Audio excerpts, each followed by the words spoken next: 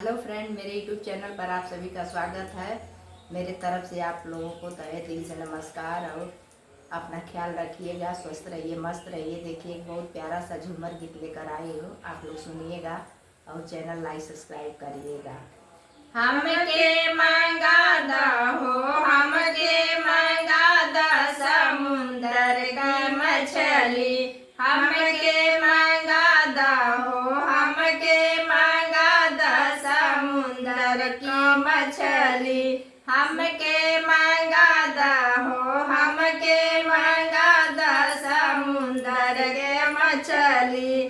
सासु मोरे खाली, ससुर जी मोरे खाले, सासु मोरे खाली, ससुर जी मोरे खाले।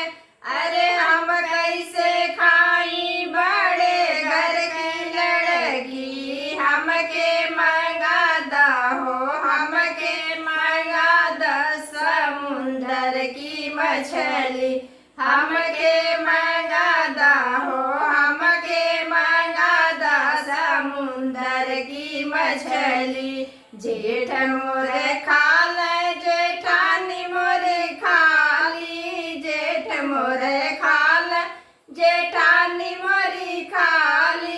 अरे हम कैसे खाई बड़े घर की लड़की, हमके मंगादा हो, हमके मंगादा समुंदर की मछली, हमके मंगादा हो, हमके मंगादा समुंदर की मछली।